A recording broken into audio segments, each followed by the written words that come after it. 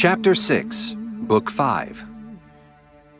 When you find it hard to get out of bed in the morning, remind yourself that you are rising to perform the duties of a human being.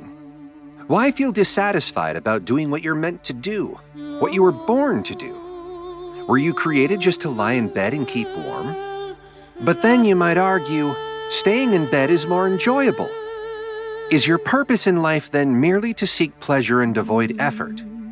Look at the natural world, the small plants, birds, ants, spiders, and bees, each diligently playing their part in the order of the universe. Are you reluctant to do the same work that befits a human, to act according to your nature?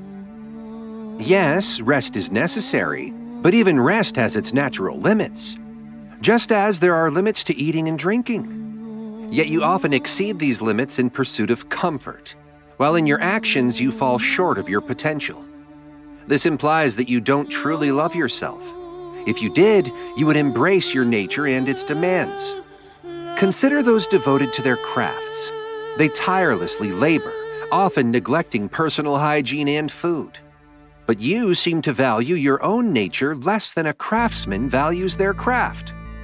Whether it's turning, dancing, the pursuit of wealth, or the quest for fame, such individuals, driven by their passions, willingly forego food and sleep to perfect their skills. Aren't the tasks that contribute to society equally important and deserving of your effort? The ability to dismiss troubling thoughts and regain tranquility is not only possible, but it can be achieved with ease. This requires recognizing that every negative impression or disturbance can be countered by a return to your inner peace and rational thought.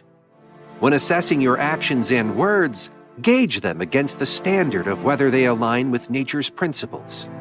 The opinions and criticisms of others should hold no sway over you if what you're doing or saying is inherently right. People operate based on their own principles and motivations, which may differ from yours. Rather than getting entangled in their viewpoints, stay focused on following your own true nature and aligning with the broader, universal nature. Both of these paths lead to the same destination, living a life true to your fundamental essence. Life, according to nature, involves embracing the inevitable journey towards death. This acceptance isn't morbid, but a recognition of the natural cycle.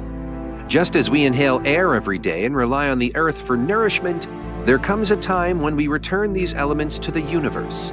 Understanding and accepting this cycle can bring a deep sense of peace and belonging to the natural world. If others fail to recognize certain talents or traits in you, such as intellectual acuity, focus instead on qualities that are within your natural ability to cultivate. Honesty, seriousness, perseverance, modesty, contentment, compassion, and integrity are all virtues that lie within your capacity to develop. By focusing on these, you can exhibit numerous commendable qualities that don't depend on an innate talent or intelligence. Yet many people fail to reach their potential in these areas. It's not a matter of natural limitation, but often a choice to settle for less. Negative behaviors like complaining, miserliness, flattery, self-criticism, and the pursuit of external validation are not predestined. They are patterns that can be overcome with effort and self-awareness.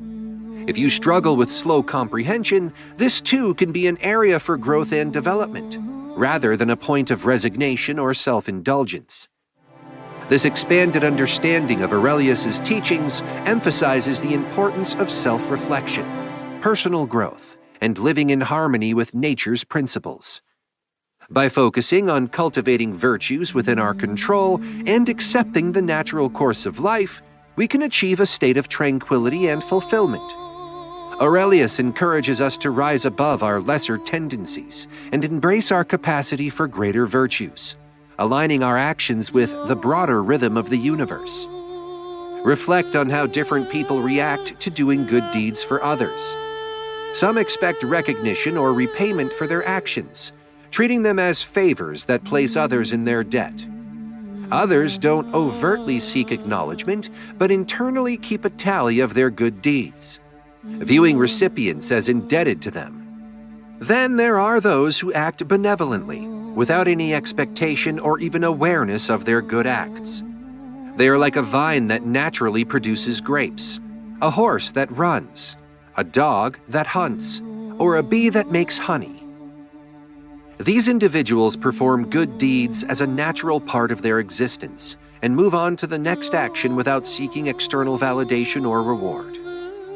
Is it necessary, then, to be someone who acts benevolently without conscious recognition of these deeds? Yes, but understanding the nature of your actions is crucial. It's intrinsic to social beings to recognize and feel that they contribute to society. This awareness is part of our social nature. However, misunderstanding this concept can lead you astray, like those who act without true comprehension of their actions. Understanding the deeper meaning of these teachings ensures that your social actions are not neglected. Consider the Athenians' simple prayer for rain to nourish their fields and plains. This highlights a broader perspective on prayer and action. Ideally, we shouldn't need to pray for specific outcomes. Or if we do, our prayers should reflect a humble and straightforward request in harmony with nature. This approach to prayer and action aligns with a philosophy that values simplicity, natural order, and the acceptance of what life brings. Consider the analogy where a doctor, like Aesculapius, prescribes a specific treatment for a patient, be it horse riding, cold baths, or going barefoot. This prescription is tailored to the individual's health needs. Similarly, we should understand life's challenges, diseases, injuries, losses, as prescriptions from the universe, tailored to our unique life journey. When we say something is destined for us, it's like fitting stones together in construction. Each piece has its place in the overall structure. There's a harmony and appropriateness in how events unfold in the universe, much like the fitting together of stones in a wall. The universe, composed of all entities, forms a cohesive whole. In the same way, destiny, shaped by all causes and events, serves a specific purpose. Even those unfamiliar with philosophical concepts intuitively grasp the idea when they attribute events to destiny or fate. We should therefore accept life's challenges as we would a doctor's unpleasant but necessary prescriptions, hoping for better health. View the unfolding of events judged good by the universal nature in the same light as your personal health. Embrace all that happens, even if it seems adverse, because it contributes to the health of the universe and the well-being of the greater order, which can be thought of as Zeus or the universe itself. The universe wouldn't bring about any event if it weren't beneficial for the whole. Nothing in nature produces results that are unsuitable for its purposes. There are two reasons to be at peace with whatever happens to you. Firstly, because it was meant for you, woven into your destiny from the oldest causes. Secondly, because each individual event contributes to the well-being and perfection of the universe, and even to its continuation. The whole suffers if any part is removed or disrupted. When you resist or wish to avoid life's challenges, you're effectively trying to remove a piece of this vast, interconnected puzzle. Don't be upset, discouraged, or dissatisfied if you can't always act perfectly. If you make a mistake, just start again. Be happy if most of what you do is in line with human nature and appreciate returning to this state. Approach your philosophy not as a strict teacher, but gently, like treating sore eyes with a simple remedy. This way, you'll naturally follow reason and find peace in it. Remember, philosophy only asks for what your nature needs. Don't chase after unnatural desires. You might ask, isn't what I'm doing now more enjoyable? But isn't this exactly how pleasure tricks us? Think about it. Aren't qualities like generosity, freedom, simplicity, calmness, and devotion more fulfilling? What's more satisfying than wisdom, knowing it brings safety and well-ordered life based on understanding? Philosophers, including Stoics, often find the world puzzling. Our beliefs are always changing. Who doesn't change their mind? Focus on things themselves. See how short-lived and insignificant they are. They could belong to anyone, good or bad. Look at the behavior of those around you. Even the best company can be tough to handle, not to mention dealing with yourself. In a world constantly changing, what's really worth valuing or chasing? Instead, find comfort in two truths. Nothing happens that isn't in line with the universe's nature, and you have the power to act according to your inner guidance, without being forced by others. Always check in with yourself. What am I using my mind for right now? What's my guiding principle? Is it immature, young, weak, tyrannical, or uncontrolled?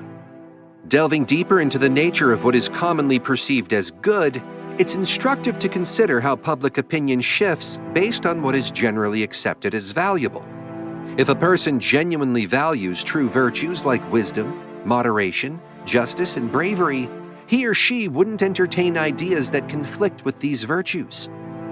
However, if someone aligns their perception of good with what is popularly seen as desirable, such as wealth, luxury, or fame, they are more likely to be swayed by and resonate with humor that targets these superficial pursuits. This suggests that even among the general populace, there is an inherent understanding that certain things are superficially good, while true virtues stand on a different, more stable pedestal. If the jokes that trivialize wealth or luxury were applied to true virtues, they would likely be met with resistance or offense, indicating a deep-seated recognition of what genuinely constitutes good. Further exploring our existence, we are an amalgamation of both form, our essence or soul, and matter, our physical body. These components are part of a continuum. They don't come from nothing and will not turn into nothing. Rather, they will transform and become part of the universe's ongoing cycle. This transformational process is not just a journey towards oblivion, but a transition into different states of being within the universe. Its perpetual cycle of change and evolution, contributing to the endless ebb and flow of existence. This perspective is not just a solace, but a profound realization of our interconnectedness with the universe. It underscores the continuity of existence, transcending individual lifespans and generations, irrespective of whether the universe operates in set cycles or is in a state of constant flux. In this grand scheme, each transformation and phase of existence is equally significant, contributing to the infinite tapestry of the universe. Philosophy and the art of reasoning are self-sufficient. They begin and end within themselves, following a path from their own inherent principles towards their intended goals. This process is why we call certain actions right or correct. They follow the proper path, guided by reason. It's important to understand that many things commonly valued, things not intrinsic to our nature as human beings, should not be considered essential to us. These things are not demanded by our nature, nor do they fulfill any promises of our nature, nor are they necessary for achieving our ultimate purpose. Therefore, our ultimate goal as humans doesn't lie in these external things, nor do they genuinely assist us in reaching our true end. What truly helps us achieve our purpose is what is genuinely good. If these external things, like wealth, status, or physical possessions, were truly a part of our essential nature, it wouldn't be appropriate to reject or oppose them. We wouldn't admire someone for not desiring these things, and it wouldn't be virtuous to live without them if they were indeed good. However, the reality is that the less we depend on these external things, the more virtuous we become. The capacity to live without these things or to endure their loss without distress is a sign of a person's greater moral character. This perspective invites us to reassess what we value and why. It suggests that the true measure of a person's worth lies not in the accumulation or desire for external things, but in the ability to live well without them, guided by reason and our true nature as rational beings.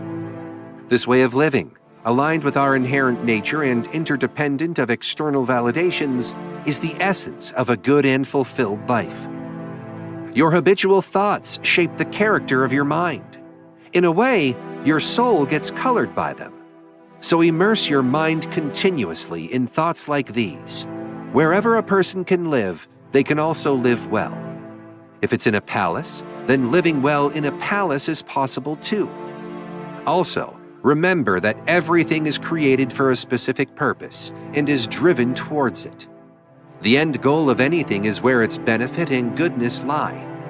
For rational beings like us, our good lies in society. We are inherently social creatures.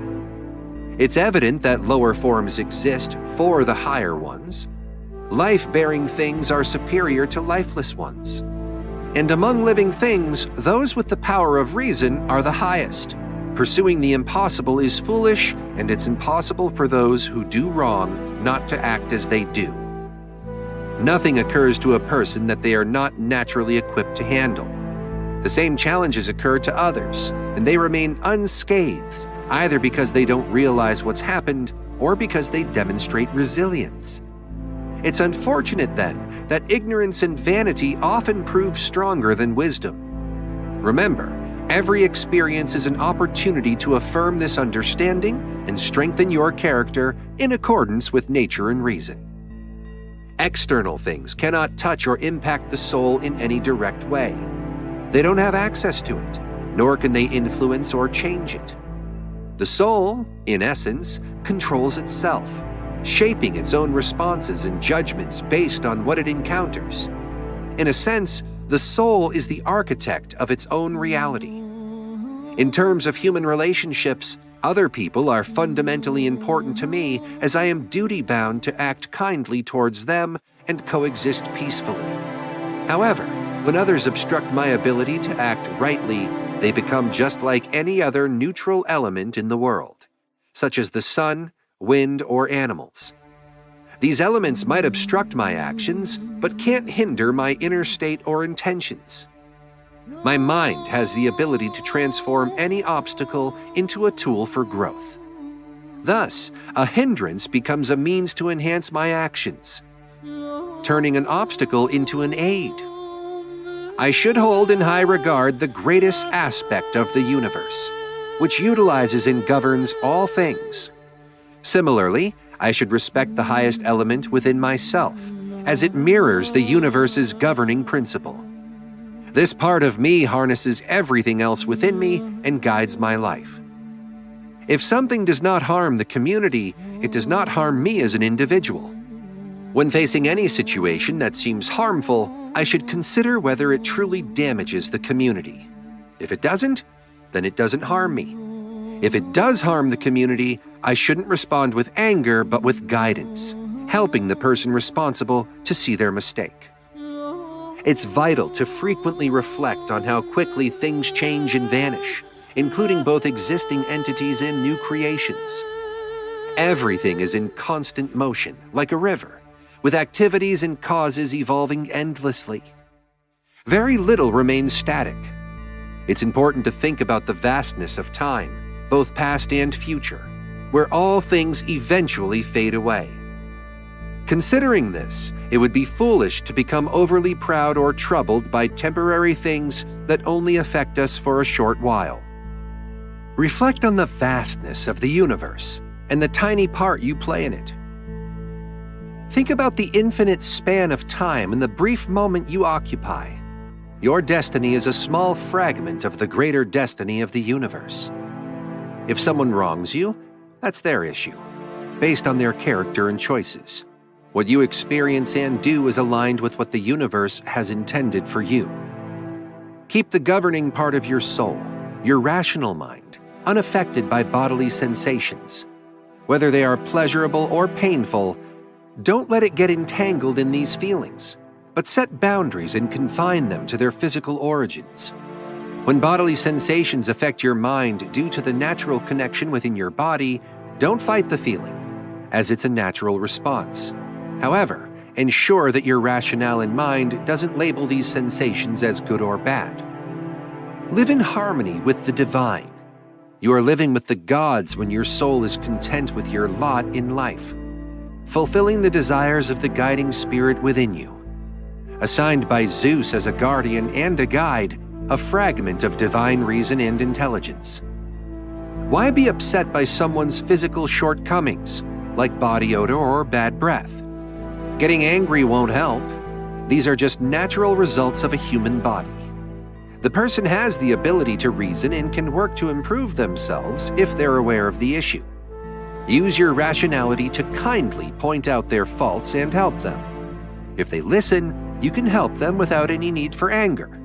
You don't need dramatic reactions or scorn, just understanding and guidance. You have the power to live a life of your choosing here, just as you intend to live beyond this life. If others impede you, then it's time to leave. But leave as if you're unharmed. If the house is smoky, leave without fuss. It's not a hardship. Stay as long as you can without being driven away, free and obstructed, doing what aligns with the nature of a rational and social being. The universe's intelligence is inherently social. It designed the lesser elements to support the greater, harmonizing and coordinating them. It assigned everything its right place, creating harmony among the best aspects of the world. Reflect on how you've treated the gods, your family, friends, teachers, caretakers, and even slaves. Have you acted so that it can be said you've never wronged anyone? Recall all you've experienced and endured, recognizing that your life's journey is complete, your duty fulfilled. Remember the beauty you've witnessed, the pleasures and pains you've overlooked, the so-called honors you've dismissed, and the kindness you've shown to those with ill intentions. Why should someone skilled and knowledgeable be disturbed by those who lack these qualities? The soul that truly understands knows the beginning and end of things, comprehends the logic permeating all existence, and sees how it governs the universe through constant cycles.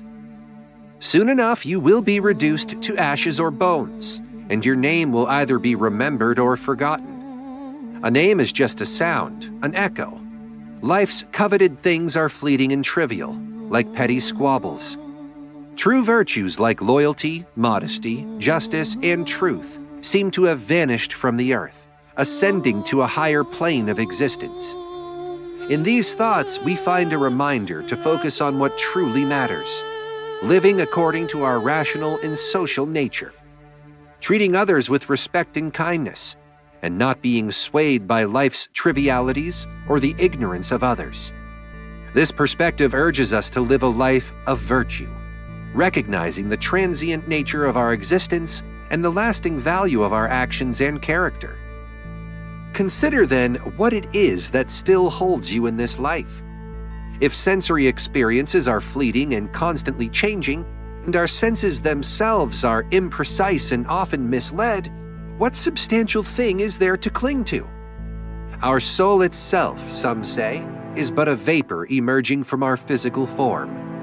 In such a transient, ever-shifting world, the pursuit of a good reputation is a hollow endeavor. Why not, therefore, embrace tranquility and wait for your natural end, be it total cessation or transition to another realm? Meanwhile, what should be enough for you? Only this: to respect and honor the gods, to act beneficially towards mankind, to practice patience, self-control, and to remember that matters beyond the realm of your flesh and breath are neither under your ownership nor control. You have the capacity to live a life of steady contentment if you can find and maintain the right path in both thought and action. This principle aligns with the nature of both the divine and human soul, the ability to remain unaffected by external hindrances, and to find true fulfillment in the pursuit and realization of justice. If an issue is not a result of your own misdeeds, nor does it harm the common good, what basis is there for distress? How does it truly affect the well-being of society? Be cautious in being swept away by mere appearances of things. Rather, extend help based on your capacity and the suitability of each situation. If someone suffers a loss in matters of little true importance, do not regard this as a real misfortune. Such a viewpoint is detrimental. It's akin to an old man who asks for a child's toy to be returned, fully aware that it is just a toy, This is about maintaining perspective in the face of life's trivialities. When addressing the public, do you forget the transient nature of worldly concerns? These issues may seem critical to others, but should you too be swayed by them? Remember, one's fortune is not a matter of external circumstances, but is defined internally. True fortune is characterized by a healthy state of the soul, positive emotions, and righteous actions. If you have lost what you once considered your fortune, reassess your understanding of what truly constitutes fortune. It lies not in external accolades or material success, but in the quality of your inner life and actions.